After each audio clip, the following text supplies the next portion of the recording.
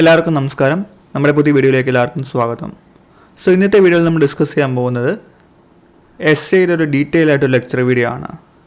എങ്ങനെ നല്ലൊരു എസ്സേ എഴുതാം അല്ലെങ്കിൽ എസ്സേ റൈറ്റിങ്ങിൻ്റെ ടെക്നിക്സിനെ പറ്റിയിട്ടൊക്കെ നമ്മൾ കവർ ചെയ്തുകൊണ്ട് വളരെ ഡീറ്റെയിൽ ആയിട്ട് how to write a good essay എന്ന് പറയുന്ന ഒരു ആസ്പെക്റ്റാണ് ഈ ഒരു ക്ലാസ്സിൽ നമ്മൾ ഡിസ്കസ് ചെയ്യുന്നത്. നല്ലൊരു എസ്സേ എങ്ങനെ ഇരിക്കണം അല്ലെങ്കിൽ ഗുഡ് എസ്സേയുടെ ഫീച്ചേഴ്സ് എന്തൊക്കെയാണ്, പിന്നെ എസ്സേയുടെ റൈറ്റിങ്ങിൻ്റെ സ്റ്റെപ്പ് ബൈ സ്റ്റെപ്പ് പ്രോസസ്സ്, അതുപോലെ തന്നെ എസ്സേ റൈറ്റിംഗിൽ വരാൻ സാധ്യതയുള്ള കോമൺ മിസ്റ്റേക്സ്, അതിനുശേഷം ഒരു മോഡൽ എസ്സേ നമ്മൾ ഡിസ്കസ് ചെയ്യും.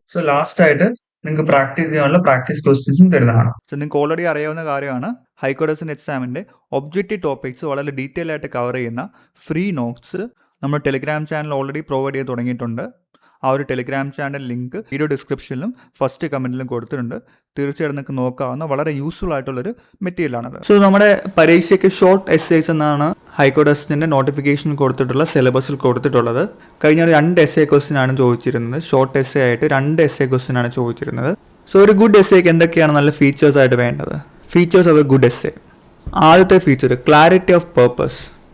നമുക്കറിയാം എസ്സേക്ക് ഒരു ക്വസ്റ്റ്യൻ ഉണ്ടാവും, ഒരു പർട്ടിക്കുലർ തീമിനെ പറ്റിയിട്ടായിരിക്കും ഒരു എസ്സേ ക്വസ്റ്റ്യൻ വരുന്നത്. അപ്പോൾ എസ്സേ ക്വസ്റ്റ്യൻ ചോദിച്ചിട്ടുള്ള ഒരു ഐഡിയ, അതിനെപ്പറ്റി നമുക്കൊരു ക്ലാരിറ്റി ഉണ്ടാവണം. ഇപ്പോൾ ഉദാഹരണമായിട്ട് ഇപ്പം ഒരു ചോദ്യമാണ് increase in cyber crimes against women in India എന്ന് പറയുന്ന ടോപ്പിക്കിനെ പറ്റിയിട്ടാണ് എസ്സേ വരുന്നതെങ്കിൽ എന്തൊക്കെ ടൈപ്പ് സൈബർ ക്രൈംസ് ആണ് വുമൻസ് ഫേസ് ചെയ്യുന്നത്, എന്തുകൊണ്ടാണ് അങ്ങനെ ഫേസ് ചെയ്യാനുള്ള കാരണങ്ങൾ, അത് കാരണം അവർക്ക് ഉണ്ടാകുന്ന ഇഷ്യൂസ്, ചാലഞ്ചസ്, പിന്നെ അതെങ്ങനെ നമുക്ക് അവോയ്ഡ് ചെയ്യാം, അങ്ങനെ ആ ഒരു ടോപ്പിക്കിനെ പറ്റി വളരെ കറക്റ്റ് ആയിട്ടുള്ളൊരു ക്ലാരിറ്റി നമുക്ക് ഉണ്ടാവണം. അടുത്ത വളരെ പ്രധാനപ്പെട്ട ഒരു ഘടകമാണ് സ്ട്രോങ് ഇൻട്രൊഡക്ഷൻ. ഒരു എസ്സേയുടെ ഒരു ഫസ്റ്റ് ലൈൻ വായിക്കുമ്പോൾ നമുക്കൊരു ആ ഒരു എസ്സേയുടെ ഒരു വൈബ് നമുക്ക് കിട്ടും. എസ്സേയുടെ ഒരു ഐഡിയ അല്ലെങ്കിൽ എസ്സേയുടെ ടോപ്പിക് എന്താണോ ആ ഒരു ടോപ്പിക്കിൻ്റെ ഒരു ജനറൽ ക്രക്സ് എക്സ്പ്ലെയിൻ ചെയ്യുന്ന രീതിയിലുള്ള ഒരു നല്ലൊരു ഇൻട്രൊഡക്ഷൻ ആയിരിക്കണം. ആ ഇൻട്രൊഡക്ഷൻ സ്റ്റേറ്റ്മെൻറ്റ് ഒരു സപ്പോർട്ട് എന്ന രീതിയിൽ ഫാക്ട്സുകളോ അല്ലെങ്കിൽ കോട്ടുകളൊക്കെ ഉപയോഗിച്ച് നമുക്ക് കുറച്ചും കൂടെ നമുക്കൊന്ന് ക്യാച്ച് ആക്കാവുന്നതാണ്. കോട്ടുകളൊക്കെ എപ്പോഴും ഉപയോഗിക്കാൻ കുറച്ച് ബുദ്ധിമുട്ടായിരിക്കും. കാര്യം നമുക്ക് ആ ഒരു പർട്ടിക്കുലർ ടോപ്പിക്കിന് കറക്റ്റ് ആയിട്ടുള്ള കോട്ട് നമ്മുടെ കയ്യിൽ ഉണ്ടാവണമെന്നില്ല.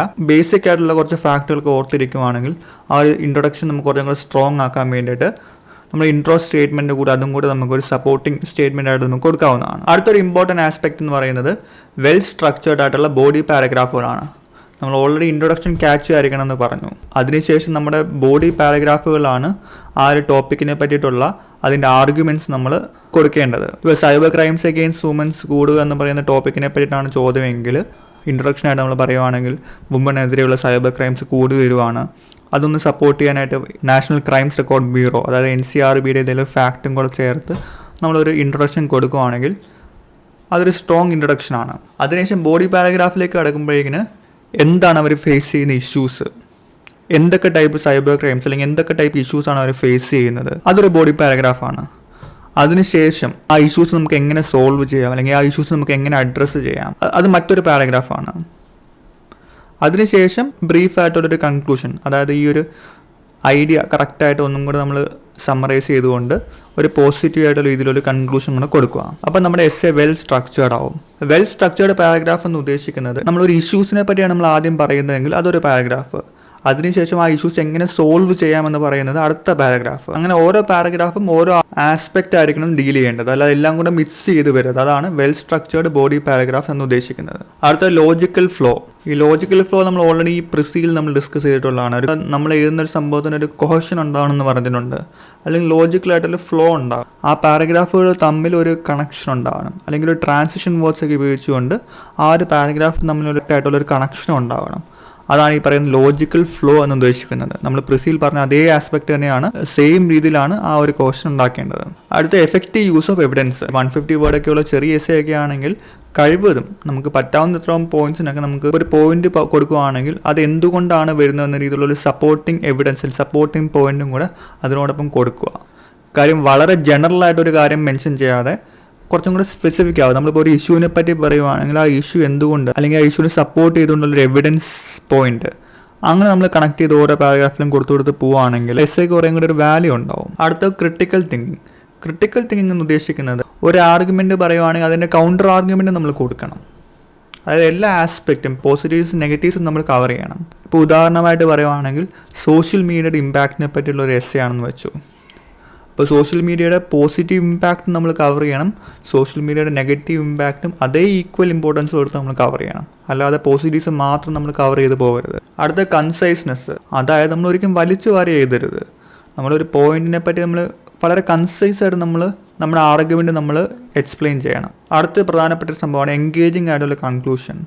നമ്മൾ നല്ലൊരു ഇൻട്രോയും നല്ലൊരു ബോഡി പാരഗ്രാഫ്സ് ഒക്കെ കൊടുത്തിട്ട് കൺക്ലൂഷനും ആ ഒരു റേഞ്ചിൽ ഉണ്ടാവണം. ഇവിടെ കൊടുത്തിട്ടുണ്ട് conclusions summarise key points, restate the thesis and leave a lasting impression on the reader. അതായത് വളരെ പോസിറ്റീവ് ആയിട്ടുള്ള രീതിയിൽ നമ്മൾ കൺക്ലൂഡ് ചെയ്യാൻ എപ്പോഴും ശ്രമിക്കണം. ഇതുവരെ ഡിസ്കസ് ചെയ്തിട്ടുള്ള കീ പോയിന്റ്സിലെല്ലാം കൂടെ 1-2 ലൈനിൽ നമ്മുടെ എസ്സേയുടെ ടോപ്പിക്കിൻ്റെ ഐഡിയ ഒന്നും കൂടെ റീഇൻഫോഴ്സ് ചെയ്തുകൊണ്ട് ഒരു പോസിറ്റീവ് ടോണിൽ നമ്മളെപ്പോഴും കൺക്ലൂഡ് ചെയ്യാൻ ശ്രമിക്കുക. ഇനിയിപ്പോൾ നമുക്ക് സ്റ്റെപ്പ് ബൈ സ്റ്റെപ്പ് ആയിട്ട് ഒരു നല്ല എസ്സേ എങ്ങനെ എഴുതാം എന്ന് പഠിക്കാം. എസ്സേ റൈറ്റിങ്ങിൻ്റെ ആദ്യത്തെ സ്റ്റേജ് അല്ലെങ്കിൽ ഫേസ് എന്ന് പറയുന്നത് പ്രീ റൈറ്റിംഗ് ഫേസ് ആണ്. എഴുതുന്നതിന് മുമ്പ്, നമ്മൾ എഴുതി തുടങ്ങുന്നതിന് മുമ്പ് നമ്മൾ ചെയ്യേണ്ട കാര്യങ്ങൾ. നമുക്കൊരു ചോദ്യം നമുക്ക് ആദ്യം കിട്ടുവാണെങ്കിൽ, ഒരു എസ്സേ ടോപ്പിക്കിൻ്റെ ചോദ്യം കിട്ടുവാണെങ്കിൽ അറ്റ്ലീസ്റ്റ് ഒരു 3-4 തവണ ആ ചോദ്യം നിങ്ങൾ വീണ്ടും വീണ്ടും വായിക്കണം. കാര്യം കറക്റ്റായിട്ടുള്ള ഐഡിയ നമ്മുടെ മൈൻഡുമായിട്ട് കണക്റ്റ് ആവണം. സോ അങ്ങനെ 2-3 തവണ വായിക്കുമ്പോഴേക്കും നിങ്ങൾക്ക് എസ്സേ ടോപ്പിക്ക് എന്താണെന്ന് നിങ്ങൾക്കൊരു ക്ലാരിറ്റി കിട്ടും. പിന്നീട് ആ ഒരു ടോപ്പിക്കിനെ സബ്സ്റ്റാൻഷിയേറ്റ് ചെയ്യാൻ വേണ്ടിയിട്ട്, അല്ലെങ്കിൽ ആ ഒരു ഐഡിയ സബ്സ്റ്റാൻഷിയേറ്റ് ചെയ്യാൻ വേണ്ടിയിട്ടുള്ള പോയിന്റ്സ് നിങ്ങൾ ആദ്യം മൈൻഡിൽ കളക്ട് ചെയ്ത് തുടങ്ങുക. അങ്ങനെ സപ്പോർട്ടിംഗ് പോയിന്റ്സും കളക്ട് ചെയ്യുക. അതുപോലെ തന്നെ ഒരു ഇൻട്രോയ്ക്ക് വേണ്ടി അല്ലെങ്കിൽ ഇൻട്രൊഡക്ഷന് വേണ്ട ഒരു സ്റ്റേറ്റ്മെൻറ്റ്, അതായത് ഈ ഒരു ടോപ്പിക്കിൽ പറഞ്ഞിട്ടുള്ള ഐഡിയയുടെ ഒരു കൺസൈസ് ആയിട്ടുള്ള ഒരു കറക്റ്റായിട്ട് ആർട്ടിക്കുലേറ്റ് ചെയ്യുന്ന രീതിയിലുള്ള ഒരു ഇൻട്രൊഡക്ഷൻ സ്റ്റേറ്റ്മെൻറ്റ് നമ്മൾ മൈൻഡിൽ കണ്ടുവെക്കുക.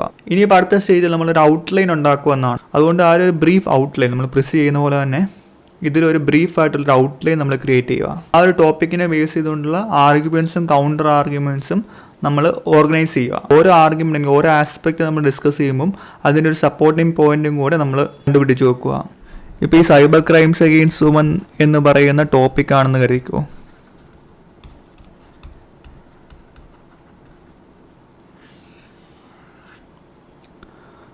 അപ്പോൾ ആദ്യം ഒരു ഇൻട്രൊഡക്ഷൻ ഉണ്ട്, അത് ഞാൻ ഓൾറെഡി പറഞ്ഞതാണ്. പിന്നെ ഔട്ട്ലൈൻ്റെ ഭാഗമായിട്ട് സൈബർ സ്പേസിൽ വുമൻ ഫേസ് ചെയ്യുന്ന ചലഞ്ചസ് അല്ലെങ്കിൽ ഇഷ്യൂസ് എന്തൊക്കെയാണ്, മെയിനായിട്ട് എന്തൊക്കെ ടൈപ്പ് ക്രൈംസാണ് അവർ ഫേസ് ചെയ്യുന്നത്, അങ്ങനെ ഫേസ് ചെയ്യാനുള്ള കാരണം, അതെല്ലാം കൂടെ ചേർത്തുകൊണ്ട് ഒരു പാരഗ്രാഫ് നമ്മൾ മൈൻഡിൽ ഫ്രെയിം ചെയ്യുക. ഇതിപ്പം വലിയൊരു എസ്സേ ആയിരുന്നെങ്കിൽ ഈ പറയുന്ന സംഭവം നമുക്ക് 2 പാരയായിട്ട് നമുക്ക് സ്പ്ലിറ്റ് ചെയ്യാവുന്നതാണ്. പക്ഷേ നമുക്ക് 150 അല്ലെങ്കിൽ 200 വേർഡിൻ്റെ എസ്സേ എന്ന് പറയുമ്പം ഇത് രണ്ടും കൂടെ ഒറ്റ പാരഗ്രാഫായിട്ട് ഈ ഒരു പോയിന്റിന് വേണ്ട ഐഡിയാസും അതിന് സപ്പോർട്ടിംഗ് പോയിന്റ്സും നമ്മൾ ഒരു ഔട്ട്ലൈൻ എന്ന രീതിയിൽ നമ്മൾ ഡ്രാഫ്റ്റ് ചെയ്യുക. പിന്നെ ഇതിൽ നമ്മൾ വേണ്ടത് സൊല്യൂഷനാണ്, അല്ലെങ്കിൽ ഈ പറയുന്ന ചലഞ്ചസ് അല്ലെങ്കിൽ ഇഷ്യൂസ് എങ്ങനെ നമുക്ക് അഡ്രസ്സ് ചെയ്യാമെന്ന് പറയുന്ന സൊല്യൂഷനാണ്. അതിൻ്റെ സപ്പോർട്ടിംഗ് പോയിന്റ്സ് നമ്മൾ കണ്ടുവെക്കുക. അതിനുശേഷം ഒരു അത്യാവശ്യം കുഴപ്പമില്ലാത്ത രീതിയിലുള്ള ഒരു കൺക്ലൂഷൻ. അപ്പോൾ ഈ ഇൻട്രൊഡക്ഷനിൽ നമുക്ക് എന്തൊക്കെ 2 പോയിന്റ്സ് കൊടുക്കുക, ഇഷ്യൂസ് ചലഞ്ചസിനകത്ത് നമുക്ക് വേണ്ട 2-3 പോയിന്റ്സ് നമുക്ക് ഡ്രാഫ്റ്റ് ചെയ്യുക അല്ലെങ്കിൽ ഔട്ട്ലൈനായിട്ട് നമുക്ക് ചെയ്ത് വെക്കുക. പിന്നെ സൊല്യൂഷൻസ് നമ്മൾ എന്തൊക്കെ പോയിന്റ്സാണ് നമ്മൾ ഇൻക്ലൂഡ് ചെയ്യാൻ പോകുന്നത് എന്നൊരു ഈ ഒരു ഔട്ട്ലൈനിൽ വെക്കുക. പിന്നെ കൺക്ലൂഷന് വേണ്ട ഒരു ഐഡിയ. ഇത്രയും കാര്യം നമ്മൾ ഡ്രാഫ്റ്റ് ചെയ്യുക, ഒരു ഔട്ട്ലൈൻ നമ്മൾ ഡ്രാഫ്റ്റ് ചെയ്യുക. ഇത് കൊടുത്തിട്ടുണ്ട് ഓർഗനൈസ് ഐഡിയാസ് ആൻഡ് എവിഡൻസിൻ്റെ structured outline, determine the order of presentation for the main points. അതായത് നമുക്ക് ആദ്യം നമുക്കൊരു ഇൻട്രൊഡക്ഷൻ, അതിനുശേഷം നമ്മൾ ഇഷ്യൂസ് നമ്മൾ ഡിസ്കസ് ചെയ്യുക, അതിനുശേഷം നമ്മൾ സൊല്യൂഷൻ ഡിസ്കസ് ചെയ്യുക. അപ്പോൾ ആ ഒരു ഓർഡർ ഓഫ് പ്രസൻറ്റേഷനിൽ ഒരു ക്ലാരിറ്റി ഉണ്ടാവണം. പിന്നെ allocate each paragraph to a specific aspect of the argument. ഒരു പാരഗ്രാഫിനകത്ത് നമ്മൾ ആ ഒരു പർട്ടിക്കുലർ ആസ്പെക്റ്റ്, ആ ഒരു ആർഗ്യുമെൻ്റ് ആസ്പെക്റ്റിനെ പറ്റി മാത്രമേ നമ്മൾ ഡിസ്കസ് ചെയ്യാൻ പാടത്തുള്ളൂ. അതായത് നമ്മളിപ്പോൾ ഒരു പാരഗ്രാഫിനകത്ത് ചലഞ്ചസ് അല്ലെങ്കിൽ ഇഷ്യൂസ് നമ്മൾ ഡിസ്കസ് ചെയ്യും, അതിനോടൊപ്പം തന്നെ സൊല്യൂഷനും കൂടെ നമ്മൾ ഡിസ്കസ് ചെയ്യരുത്. അടുത്ത റൈറ്റിംഗ് സ്റ്റേജാണ്. നമ്മൾ ഓൾറെഡി പറഞ്ഞ ഔട്ട്ലൈനൊക്കെ കറക്റ്റായിട്ട് പേപ്പറിൽ വരുത്തുക എന്ന് പറയുന്ന റൈറ്റിംഗ് സ്റ്റേജാണ്. നമ്മൾ ഓൾറെഡി പറഞ്ഞിട്ടുള്ളതാണ്, ആദ്യം തന്നെ ഒരു എൻഗേജിങ് ആയിട്ടൊരു ഇൻട്രൊഡക്ഷൻ നമ്മൾ കൊടുക്കുക. ഇൻട്രൊഡക്ഷൻ സ്റ്റേറ്റ്മെൻറ്റിനോട് കൂടെ നമുക്കൊരു സപ്പോർട്ടിങ് സ്റ്റേറ്റ്മെൻറ്റായിട്ടൊരു ഫാക്റ്റോ പോയിൻ്റോ ഒക്കെ കൊടുക്കുകയാണെങ്കിൽ നമ്മുടെ ഇൻട്രൊഡക്ഷൻ കുറച്ചും കൂടെ ക്യാച്ച് ആയിരിക്കും. അല്ലെങ്കിൽ കോട്ട്സ് ഉപയോഗിക്കാവുന്നതാണ്, പക്ഷെ അതിന് കറക്റ്റായിട്ട് അതിന് ഫിറ്റ് ചെയ്യുന്ന രീതിയിലുള്ള കാര്യങ്ങളായിരിക്കണം കൊടുക്കുന്നത്. അതിനുശേഷം നമ്മൾ ഓൾറെഡി പറഞ്ഞിട്ടുള്ള ബോഡി പാരഗ്രാഫ് നമ്മൾ ബിൽഡ് ചെയ്യുക. ഓരോ പാരയിലും ഓരോ ആസ്പെക്റ്റ് ആയിരിക്കണം നമ്മൾ കവർ ചെയ്യേണ്ടത്. പിന്നെ ഞാൻ ഓൾറെഡി പറഞ്ഞിട്ടുള്ള കാര്യമാണ്, ഈ പാരഗ്രാഫ് തമ്മിലൊരു കണക്ഷൻ ഉണ്ടാവണം. എങ്കിൽ മാത്രമാണ് ഒരു ലോജിക്കൽ ഫ്ലോ അല്ലെങ്കിൽ ഒരു കറക്റ്റായിട്ടൊരു കോഷൻ അവിടെ ഉണ്ടാകത്തുള്ളൂ. അതിനാണ് ഈ ട്രാൻസിഷൻ വേർഡ്സും കണക്റ്റിംഗ് വേർഡ്സും ഒക്കെ ഉപയോഗിക്കുന്നത്. Use transitions to connect the ideas and maintain coherence. Last ഒരു കൺക്ലൂഡിങ് എന്ന രീതിയിൽ ഒരു കമ്പല്ലിംഗ് ആയിട്ടുള്ള conclusion that reinforces the thesis and leaves a lasting impression. ആ ഒരു ഐഡിയ ഒന്നും കൂടെ റീഇൻഫോഴ്സ് ചെയ്യുന്ന രീതിയിലുള്ള ഒരു കൺക്ലൂഡിങ് സ്റ്റേറ്റ്മെൻറ്റ് അല്ലെങ്കിൽ കൺക്ലൂഡിങ് പാരഗ്രാഫും കൂടെ കൊടുക്കുക. അടുത്ത സ്റ്റേജിൽ നമ്മൾ വീണ്ടും പ്രൂഫ് റീഡ് ചെയ്യുക. കാര്യം എസ്സേയിൽ ഒരുപാട് മിസ്റ്റേക്സുകൾ വരാൻ സാധ്യതയുണ്ട്. ഇപ്പോൾ സ്പെല്ലിംഗ് മിസ്റ്റേക്സ് ആയിട്ട്, ഗ്രാമർ ആയിക്കോട്ടെ, ചിലപ്പോൾ സെൻറ്റൻസുകൾ കംപ്ലീറ്റ് ആയെന്ന് നമ്മൾ പെട്ടെന്ന് എഴുതുന്ന സമയത്തെ ചിലപ്പം സെൻറ്റൻസുകളൊന്നും കംപ്ലീറ്റ് ആയെന്ന് വരത്തില്ല. അപ്പോൾ നമ്മൾ ഒന്നും കൂടെ നല്ല വൃത്തിയായിട്ട് ഒന്നും കൂടെ വായിക്കുക. അല്ലെങ്കിൽ എന്തെങ്കിലും മിസ്റ്റേക്സ് ഉണ്ടെങ്കിൽ നമ്മൾ ചെറിയ രീതിയിൽ കറക്റ്റ് ചെയ്യുക. Common errors or mistakes to avoid while writing an essay. ഒന്ന് lack of clarity or focus. അതായത് നമ്മുടെ മെയിൻ ഐഡിയ എന്താണെന്നൊരു കറക്റ്റായിട്ടൊരു ക്ലാരിറ്റി നമുക്ക് ഉണ്ടാവണം. അതിൽ നിന്ന് നമ്മൾ വഴിമാറി പോകരുത്. ഇൻട്രൊഡക്ഷൻ മുതൽ കൺക്ലൂഷൻ വരെ ആ ഒരു ക്ലാരിറ്റി നമുക്ക് എപ്പോഴും ഉണ്ടാകണം. അടുത്തത് വീക്ക് ആയിട്ടുള്ള ഓർഗനൈസേഷൻ.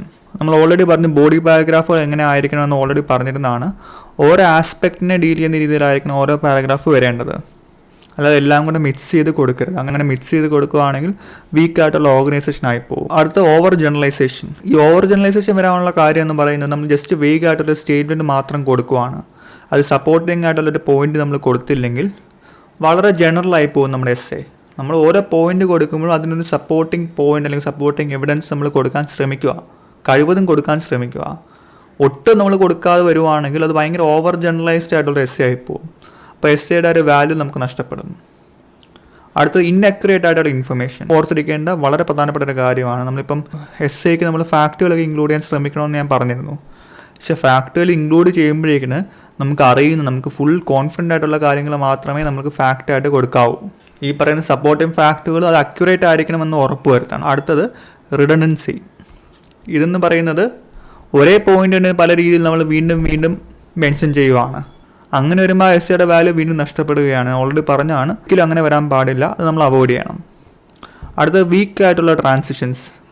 നമ്മൾ ഓരോ പാരഗ്രാഫും തമ്മിൽ ഒരു കണക്ഷൻ ഉണ്ടാവണം. അതിനാണ് ഈ പറയുന്ന ട്രാൻസിഷൻസ് ഉപയോഗിക്കേണ്ടത്. അങ്ങനെ കണക്ഷൻസ് ഇല്ലാതെ ഒരു ബന്ധമില്ലാത്ത രീതിയിലുള്ള പാരഗ്രാഫായി വരാൻ പാടില്ല. അതെപ്പോഴും നമ്മൾ ശ്രദ്ധിക്കണം. അടുത്ത ഗ്രാമാറ്റിക്കൽ ആൻഡ് മെക്കാനിക്കൽ എറേഴ്സ്. നമ്മൾ ഏത് വരുമ്പോഴുള്ള തെറ്റുകൾ, ഗ്രാമർ വൈസ് ആയിട്ടുള്ള തെറ്റുകൾ, അതൊക്കെ നമ്മൾ അവോയ്ഡ് ചെയ്യണം. എസ്പെഷ്യലി ഗ്രാമാറ്റിക്കലും മീനിങ് വൈസ് ആയിട്ടുള്ള എറേഴ്സ് അവോയ്ഡ് ചെയ്യണമെങ്കിൽ നമ്മൾ യൂസ് ഷോർട്ട് സെൻറ്റൻസസ്. നമ്മൾ പ്രിസീലും പറഞ്ഞിട്ടുള്ളതാണ്, വലിയ വലിയ സെൻറ്റൻസുകൾ കഴിവതും അവോയ്ഡ് ചെയ്യാൻ ശ്രമിക്കുക.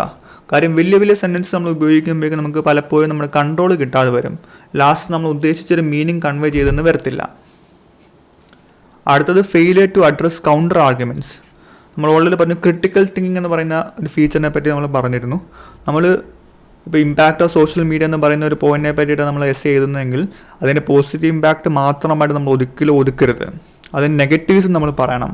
അതിനും ഈക്വൽ ആയിട്ടുള്ള ഇമ്പോർട്ടൻസ് കൊടുക്കണം. എന്നിട്ട് അവസാനം നമ്മൾ അതെങ്ങനെ അഡ്രസ്സ് ചെയ്യണം, അല്ലെങ്കിൽ അതിനെ ഷോർട്ട് കമ്മിങ്സ് എങ്ങനെ ഓവർകം ചെയ്യാമെന്ന് പറയുന്ന വേ ഫോർവേഡ് എന്ന രീതിയിലുള്ള ഒരു പോയിന്റും കൂടെ നമ്മൾ കൊടുക്കണം. അടുത്ത് റഷിംഗ് ദ റിവിഷൻ പ്രോസസ്സ്. അതായത് നമ്മൾ എസ്സേ എഴുതി കഴിഞ്ഞാൽ തീർച്ചയായിട്ടും ഒരു തവണയെങ്കിലും ഒന്നും കൂടെ വായിച്ചിട്ട് വേണം നമ്മൾ അടുത്ത ക്വസ്റ്റ്യനിലേക്ക് കടക്കാൻ. കാര്യം പല പോയിന്റ്സും നമുക്ക് പെട്ടെന്ന് ആ ഒരു ഫ്ലോയിൽ എഴുതി വരുമ്പോഴേക്കും നമുക്ക് ചിലപ്പം ചില സെൻറ്റൻസിലൊന്നും കറക്റ്റായിട്ട് കൺക്ലൂഡ് ചെയ്യാൻ സാധിച്ചെന്ന് വരത്തില്ല. ചില മീനിങ് എറേഴ്സ് വരാൻ സാധ്യതയുണ്ട്, ഗ്രാമാറ്റിക്കൽ എറേഴ്സ് വരാൻ സാധ്യതയുണ്ട്. അവിടെ ഒന്നും കൂടെ തീർച്ചയായിട്ടും അറ്റ്ലീസ്റ്റ് ഒരു തവണയും കൂടെ എങ്കിലും ഒന്ന് വായിച്ച് നോക്കണം. നമ്മൾ ഈ കാര്യങ്ങൾ ഡിസ്കസ് ചെയ്ത കൂട്ടത്തിൽ ഒരു കാര്യം പറയാൻ വിട്ടുപോയിരുന്നു. ഇപ്പം ഓവർ ജനറലൈസേഷൻ അവോയ്ഡ് ചെയ്യാനായിട്ട് സപ്പോർട്ടിങ് പോയിന്റ്സ്, ഫാക്റ്റുകൾ, സ്റ്റാറ്റിസ്റ്റിക്സ്, കോട്ടുകളൊക്കെ പ്രൊവൈഡ് ചെയ്യാമെന്ന് പറഞ്ഞിരുന്നല്ലോ. അതുപോലെ തന്നെ ഇൻക്ലൂഡ് ചെയ്യാൻ പറ്റുന്ന മറ്റൊരു കാര്യമാണ് കറണ്ട് അഫയേഴ്സ് ആയിട്ട് ബന്ധപ്പെട്ടിട്ടുള്ള റിലേറ്റഡ് ഡെവലപ്മെൻറ്റ്സ് എക്സാമ്പിളായിട്ട് നിങ്ങൾക്ക് ഇൻക്ലൂഡ് ചെയ്യാവുന്നതാണ്. ഇപ്പോൾ ഉദാഹരണമായിട്ട് ഇപ്പോൾ ഒരു ചോദ്യം വരുവാണ്, increasing human wild life conflict in India. അങ്ങനെ ഒരു ചോദ്യം വരുവാണെങ്കിൽ അരിക്കൊമ്പൻ ഇഷ്യൂ ഒക്കെ നിങ്ങൾക്ക് എക്സാമ്പിളായിട്ട് പറയാവുന്നതാണ്. ഇനിയിപ്പോൾ ഈ ലെക്ചർ വീഡിയോയുടെ സെക്കൻഡ് പാർട്ട് എന്ന രീതിയിൽ നമ്മൾ ഒരു മോഡൽ എസ്സേ നമ്മൾ ഡിസ്കസ് ചെയ്യുകയാണ് ചെയ്യുന്നത്. നമ്മൾ ഈ ഒരു വീഡിയോ നമ്മൾ ചെയ്ത കൂട്ടത്തിൽ സ്റ്റെപ്പ് ബൈ സ്റ്റെപ്പ് ആയിട്ട് നമ്മൾ കാര്യങ്ങൾ പറഞ്ഞു പോകുന്ന കൂട്ടത്തിൽ ഒരു ടോപ്പിക്കിനെ ബേസ് ചെയ്തുകൊണ്ടാണ് നമ്മൾ കൂടുതൽ നമ്മൾ പറഞ്ഞു പോയിരുന്നത്. Increasing cyber crimes against women in India എന്ന് പറയുന്ന ടോപ്പിക്കാണ് നമ്മൾ കൂടുതൽ ഡിസ്കസ് ചെയ്തത്. സോ നിങ്ങൾ ഇതുവരെ പഠിച്ച കാര്യങ്ങൾ കുറച്ചും കൂടെ ക്ലാരിറ്റി കിട്ടാനായിട്ട് നിങ്ങൾ ആദ്യം ചെയ്യേണ്ടത് ഒരു പ്രാക്ടീസ് എസ്സേ ക്വസ്റ്റ്യൻ എന്ന രീതിയിൽ ഇതേ ചോദ്യം, അതായത് increasing cyber crimes against women in India എന്ന് പറയുന്ന ടോപ്പിക്കിനെ പറ്റിയിട്ട് 150 വേർഡിൽ ഒരു എസ്സേ നിങ്ങൾ അറ്റംപ്റ്റ് ചെയ്യുക.